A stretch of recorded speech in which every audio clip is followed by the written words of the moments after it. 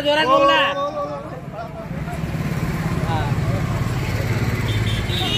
सगळे गेले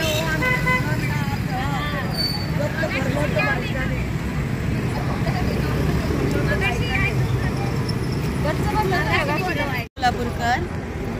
आज आपण होळीचा सण साजरा केलाय.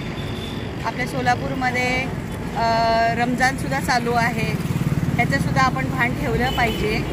त्यांचा सुद्धा सन्मान आपण करायला पाहिजे. त्यांनी आपला सन्मान करायला पाहिजे. असं आजपर्यंत तरी सोलापुरात भांडणं झालेली नाही आहेत.